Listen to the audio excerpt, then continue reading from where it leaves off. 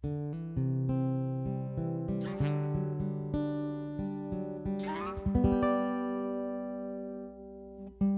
everyone, I'm John Steele, and this is After 4, a podcast for InterVarsity alumni. Life after college is hard, and even a great experience with your InterVarsity chapter doesn't shield you from the challenges of transition. As we hear stories from real alumni learning how to make it in their post-InterVarsity reality, my hope is that this podcast will offer some encouragement, a few laughs, and even some hope for the future. This is After 4, and these are your stories. Hello, alumni. We are back with another episode of After 4. Yes, it's After 4, not After IV, because you might graduate from college, but you never graduate from InterVarsity. I'm your host, John Steele, and I am so glad you're here. Hey, this is pretty exciting. We've had a ton of new people jumping on and listening to After 4 so far this new year. So if you're new to the podcast, maybe only a couple episodes in, or maybe this episode is your first After 4 experience, I just want to say welcome. We are all in this post-college InterVarsity alumni journey together, and the more the merrier. So thanks for joining us, and welcome to the show. All right, today we are talking about a topic that I just know you all are chomping at the bit to hear about. It's the thing that lights up your eyes and occupies all of your dinner conversations. No, it's not last night's episode of The Bachelor. It's taxes. Yay. Okay, in all seriousness, I know that sounds about as dry as your dad's homemade beef jerky, but here's why we're talking about it. First, for many of you, this or next year is probably the first time that you won't be claimed as a dependent on your parents' or guardians' taxes, which means you'll have to file your own taxes. Another reason, love them or hate them, taxes are a way of life, and tax day comes every year, so it's not going away anytime soon. And finally, this episode is airing on January 31st, so you should have received most, if not all, of your important tax documents by today. So we're going to eat our veggies today and talk taxes with the hope that it helps set you up well for your first crack at prepping and filing your own taxes. I'm joined for this episode by Minnesota State Mankato alum Laura, and Laura is a CPA with about a decade of experience in the tax world. We'll talk about how to file, what tax documents to round up, tax-related benefits to make sure that you're taking advantage of, and many other items. So here it is. It's not death, it's taxes. Those are the two inevitables in life, in case you're unfamiliar with that joke. And this one is for you, alumni. Laura, welcome to the podcast. Thanks for having me. Hey, thanks for being here. This is going to be an interesting topic of conversation today, I think.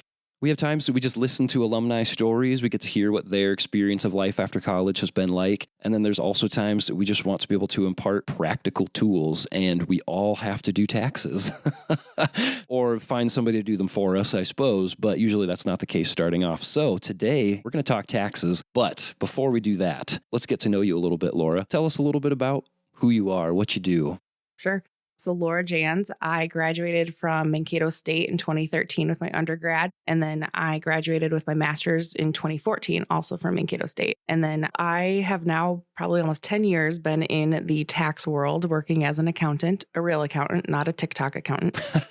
Nice. And I have been in Mankato ever since. Started my internship here and just stuck around, got involved in the community. I am on the board of our local community theater group, involved with our young professionals group as well. And just, I like getting together with everybody in town. Now, my understanding is that you also really love going to musical productions. Were you like just in New York for your birthday, or were you somewhere for your birthday and got to go to some productions? Yes, I love New York City. I have a New York City tattoo even. Oh, wow. Okay. Mm-hmm. And Nice. Huge musical fan. So I basically go to New York City and go to as many Broadway shows as I can in a weekend. And so we went to 4 this past weekend. And Wow. we saw Funny Girl with Leah Michele and Ramin Karimloo. Okay. So it was a bucket list item. Yeah, that's awesome. So to date, I know that this is a long list. So as best as you can, what's been one of your favorite productions aside from Funny Girl that you've gotten to see since going to New York? I think about this question a lot, Okay. actually, and I jump around my top 5 quite often, but I think I always come back to Rent as one of my favorites. It's just a classic, and I know some people just don't get it, but I always come back to Rent. Moulin Rouge and Hamilton are obviously great too. Oh, man. If at some point Hamilton Has it already come to the Twin Cities or is it coming soon? I thought I'd heard that it's coming at some point. Both. It's been through Minneapolis, but it's coming back in April as well. Oh my goodness. See, Caitlin and I would both love to go see that. That would be super fun. Oh, another question I've wanted to ask so Caitlin's been on the podcast before, and we typically ask people like, hey, how did you get involved with InterVarsity in the first place? And you two have known each other since freshman year. Before that, we met at orientation. Oh my gosh. Okay, so you've known my wife longer than I've known her, and the way that Caitlin tells it is that you two found InterVarsity by mistake. But I want to hear your version of that story. What do you remember about finding InterVarsity? What I remember, and this probably isn't a shock, but Caitlin was in charge that night. Sounds about right. And she's like, okay, I found this group. We're going to go do this. And I was like, okay, I'm along for the ride. So we went, and I believe we got there and it was probably 3/4 of the way through. Okay. Like the evening's activity. And we get there and we just kind of like jump into the back and then start meeting people and just started going every week after that. Nice. And the way that she says it is that you both had like different groups that you thought you were going to go check out. You had one time in mind, she had another. So that's why you ended up late, is because you sort of like compromised on the time. That sounds right. That's funny. People find meaningful places by mistake all the time. So I'm glad you came anyways. So, Laura, we could talk about all sorts of post-college life stories. I'm sure in your many travels to New York and things like that you have tons of stories you could tell. But we're not going to spend our time there today because you have a particular set of skills, and I'm interested to hear what we can learn from that. Tell us just a little bit about your profession. You're a CPA. Yep. Okay. CPA is certified public accountant. Certified public accountant. All right. What kind of work do you do as a CPA? The CPAs can have different career paths. So I went to the tax world.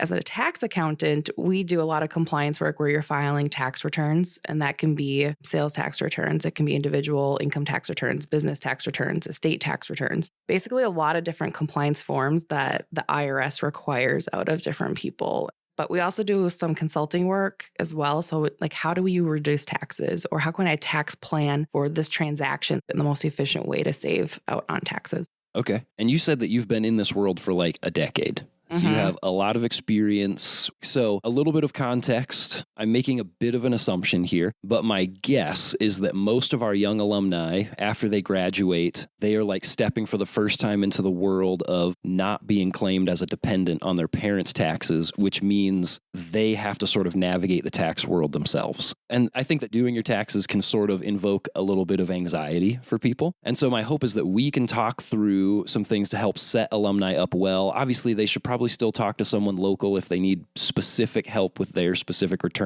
But hopefully we can hit some of the high notes here, big picture things that we can do to help prepare well for doing taxes.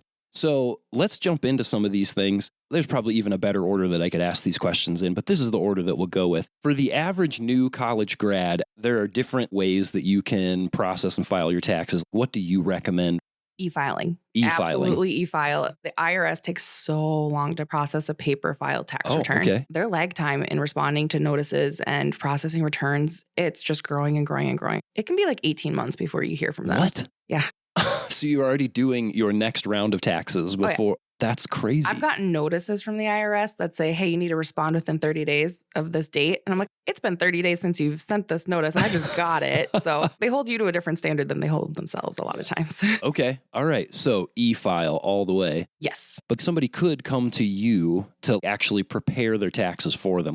I'm assuming that for a new college grad, they're probably not going to need to do that. But at some point, it could be helpful. Is there a metric for deciding when it's a good time to do that?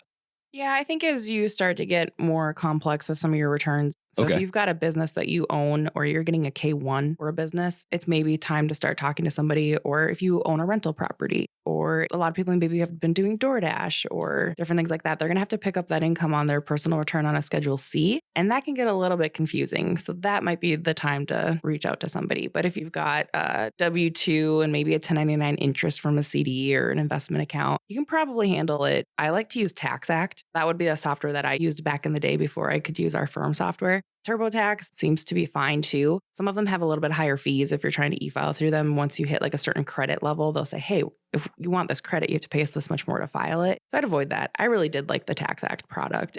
They make it very simple. They ask you questions and you just answer them and then it puts your tax return together. Okay. TaxAct. That's good to know. I'm going to look into that for this year. So when it's actually time, I've got Tax Act pulled up. What stuff should I have ready? What stuff is helpful for me to have with me when I do that?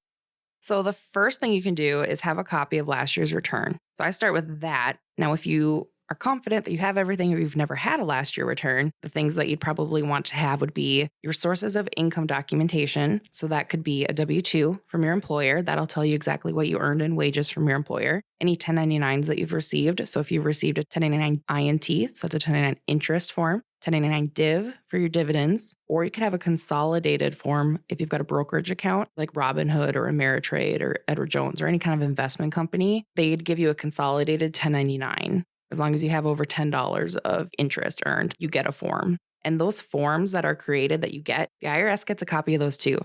Oh. So if you forget to report something, the IRS knows because they've got a copy. That's good to know. I did not make any money off of Robinhood myself, but that's really helpful to know that they get something like that too. So if you have over $10 of interest that you've earned, then you've got that and you need to report it. Even if you don't get a form, you are supposed to report your income. So if I had a savings account that earned 12 cents, the IRS says, yeah, you should report that. Okay. But who knows that they've earned 12 cents on a savings account? Totally. And by the time you get to doing your return, it rounds to the nearest dollar anyways. I was going to say, I've seen plenty of tax returns that will round off 12 cents anyways. So, okay. But the DoorDash thing, a lot of people are realizing, hey, I've done DoorDash. And if they're not getting a 1099 from DoorDash to report their income, because maybe they earned $500, your 1099 from DoorDash is going to come on a 1099 NEC. They're not required to give you one until you've earned over $600. Oh, wow. So it is your responsibility to be reporting your income and keeping track of it. So if you've got $500 of income through DoorDash, but you had mileage expense of $600 and you want to take a $100 loss, it's on you to have that calculated and put that together. Oh my goodness. And this is why we're doing this, so that we can ask these kinds of questions, because in the pandemic, it seems like a lot more people have jumped into the DoorDash world just to make a little extra money. So if you're one of those people that's listening, make sure that you're reporting that income. So income from anywhere of any kind needs to be reported. Yep. In a lot of the softwares, you can hit save. You don't have everything with you in that one moment. You can start entering things in as you go and then click save. But I would just try to have as many of your documents together as possible beforehand so that you're doing it all in one batch. So we talked about W-2, we talked about the 1099. Are there any non-income or interest-related documents that are helpful to have? Yep. So then you'll want your deduction type documents. A lot of first time out of college students maybe don't own a home yet. So you're not going to have a mortgage interest statement. You're not going to have property tax statement, but you might have charitable contributions. That's where they fall.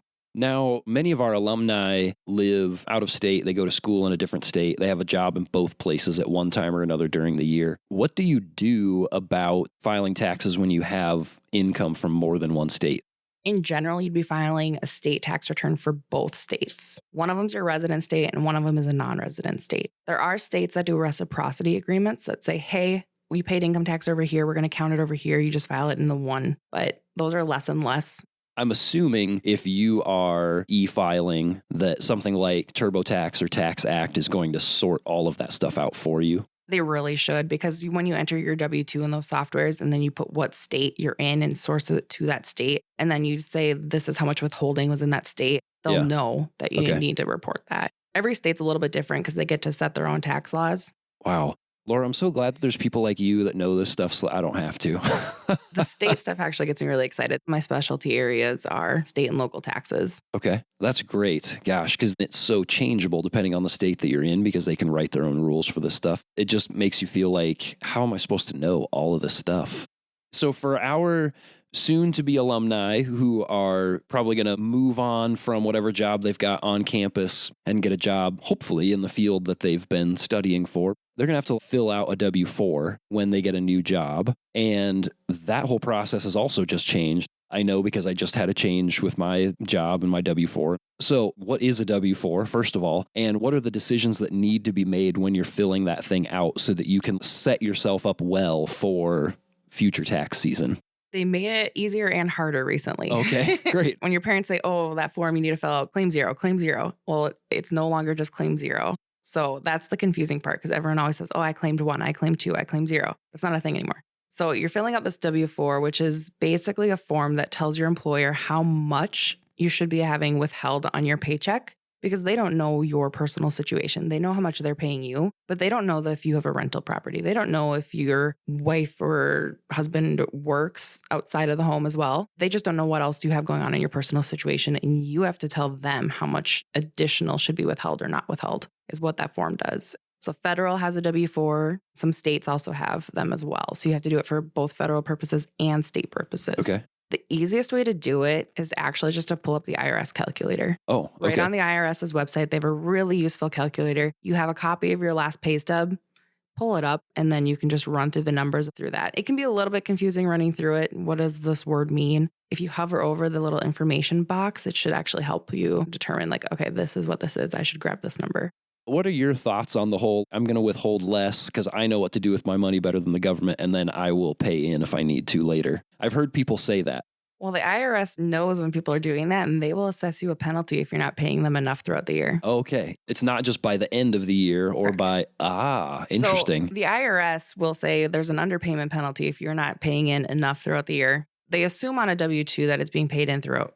So you could, in theory, write them a check at the end of the year for what it's due. But they're going to know the day they got the check from you. So they're going to know what day they're getting the deposit from your employer versus a check from you. So there is underpayment penalties if you're not giving them enough throughout the year based off of your prior year return or based off of your current year return. There's thresholds. So I'd avoid the penalties because that's a waste of money. Yeah, no kidding. Okay, that's good to know. Wow. But you hear a lot of people say, my refund is so huge. I got X amount of dollars and it's amazing. And I shopped around and I found this person who would give me this much of a refund more. Well, in our profession, we think that the best answer would be a $0 refund. It's really exciting when you do file your tax return and yes, you get a bit of a refund. But like you said, an interest-free loan to the government is not something that everyone wants to do because you're not getting any interest on that initial refund. So if you're getting a large dollar amount later, it's probably that you've been paying it too much in throughout the year. So I'd avoid trying to get thousands and thousands and thousands of dollars of refunds. So I wouldn't want to over withhold. Yes. Would be the answer.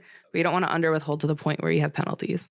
Okay, that's good Try to to know. break even. Yes, that 0 is actually a good mark to shoot for when it comes to filing your taxes. Or even if you have a little bit due with no penalties, that's not a bad answer either because you got to use your money throughout the year. Now, if you're someone who can't save for that's another issue. Right. Yes. It's good to know yourself.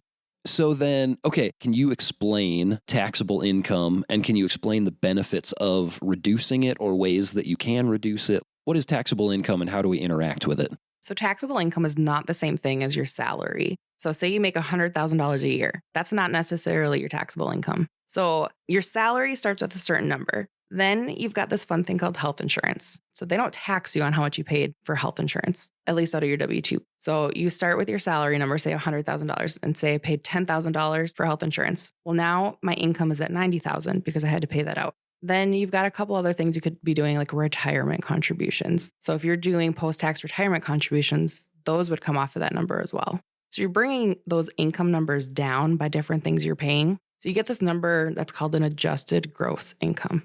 AGI, that's that $90,000 we just talked about, the salary less your health insurance. Then you have that fun standard deduction / itemized deduction wherever you fall. That reduces it. And probably like 90% of people are using the standard deduction right now. The threshold changes, but right now for 2022, for a single person, it's $12,950. That's your standard deduction. So now we've reduced from our $90,000 down another $12,000. So you're looking at like $78,000 more as your taxable income. I started with $100,000 of salary, and now I'm down to $78,000 of taxable income. You take that, and then you go look at what the tax brackets are. That's how you factor your taxes. You're going to start with the lowest tax bracket, fill that up. Then you go into the next tax bracket, fill that up. Okay, that's really interesting. Whatever's left over of your taxable income is not all taxed at the same rate. It's sort of divided up into different segments and taxed at different rates. Yep. I always think of it like filling up a bucket. Like this bucket's full. Okay, move on to the next bucket. Yeah. The first 10,000 is at the 10%. Then from 10,000 to about 40,000 is at 12%. Then the remaining is at 22%. Okay, interesting. That's really helpful. Are there other ways that you can sort of maximize tax benefit, or have we talked through most of those at this point? For most of your W-2 employees, it's not necessarily how do I reduce my taxes, but there are ways that you can maximize benefits for your lifetime. So I highly recommend, if you're able to, maximize your HSA. So an HSA is a health savings account, and you can only get that if you have a high deductible health insurance plan. And you can do about $36.50, I think at this point, $38.50 this year maybe, into a plan that you can use towards medical expenses. Or you can keep letting it grow. And a lot of the times you'll have an HSA plan that you can invest with. And if you let it grow and grow and grow, you can get this tax-free account that you can pull out later on in life towards medical expenses. So maximize your HSA. Especially if you have an employer that will do a matching contribution, at minimum, do that. So if employer says, if you put $1,000 into your HSA, we'll put $1,000 in, do that. Then there's retirement.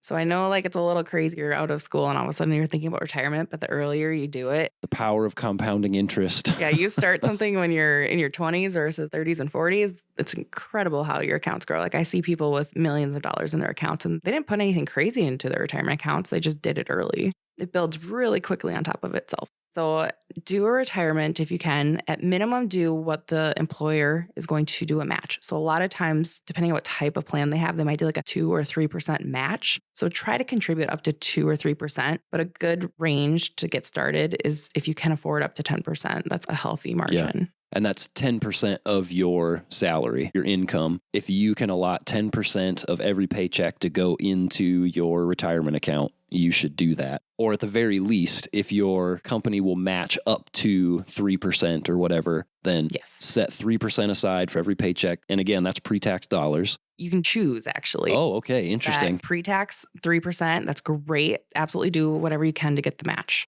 There's this thing called a Roth. Yes, the Roth. The Roth IRA. Yes. So Roths are really great because it's post-tax dollars, but once you pull the money out and you're retiring on it, you're not paying tax when you pull it out. So when you're putting something into a 401k or an IRA and it's pre-tax dollars, that's great. You're not being taxed on it right now. But when you retire and you pull it out, you will be taxed on it then. And you're taxed on both what you originally put in as well as the earnings on it. Oh, okay. So the Roth is great because when you're pulling it out, you're not being taxed on what you put in and you're not being taxed on the earnings. Interesting. And the Roth is really great because when you put money into it, your early stage of life, you're probably not in those highest tax brackets. Yeah. So yes, you're putting it in post-tax at this point, but you might be in a 22% tax bracket right now rather than a 37% tax bracket when you're pulling it out.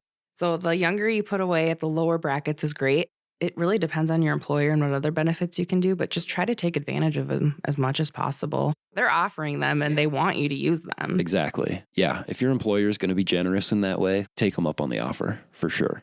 So a lot of alumni, I mean, I was one of them, but a lot of alumni are walking away from college with a pretty significant stack of loans. What kind of impact does student loan debt have on your taxes? So there's a couple of different impacts that student loans have. You can deduct your interest up to about $2,500 based on your income threshold. Obviously, right now, a lot of people aren't making payments on their student loans to have interest paid down. So I haven't seen a lot of that deduction lately, but it's still out there. The other thing with student loans, there was a new law passed. It's called the Secure Act 2.0. I think it's a really great piece of retirement law that they put in there. This doesn't start until 2024, but student loan borrowers who might say, well, I got to pay down my student loans. I don't have money to put into a retirement account right now. Well, if you are able to do this and the employer puts it in place as a benefit, you can count the payments you made towards a student loan as the amount that the employer will put into a retirement account for you for a match. Interesting. So say you've got that 3% match that we were trying to get up to, but you've like, I got to pay my student loans off before I can think about retiring. I'm paying $15,000 a year onto my student loans. Your employer could look at that $15,000 and say, well, we were going to do a 3% match on the amount of money you would have put into a retirement account. You would have put in $6,000 into a retirement account. Yeah, you paid $15,000 to a student loan. Well, we can still match up to that 3% because you paid a student loan. And here's $6,000 for your retirement account to get you started. That was a really cool piece of legislation they put through this year.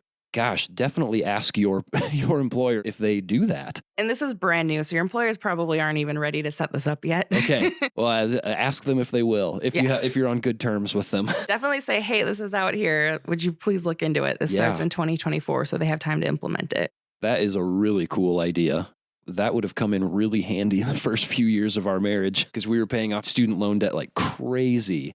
Laura, we've covered a ton of different things here, but are there any sort of issues or maybe common mistakes that people who are new to prepping their taxes make or things that they miss that would be helpful stepping into this maybe first round?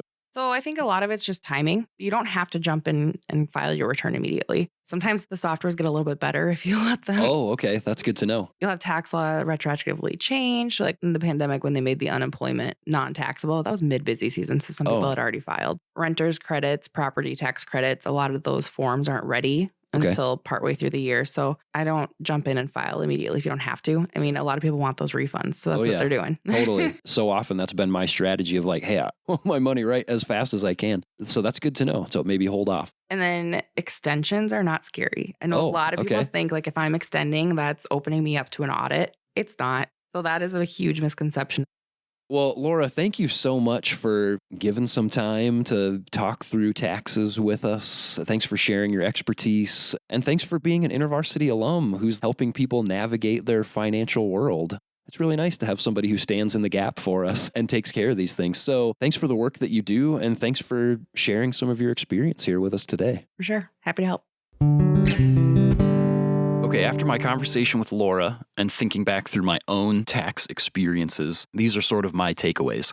First of all, put in the effort to get all of your tax documents gathered into one place before you get started. That's super helpful to have all of that on hand. It makes the process much quicker, much smoother.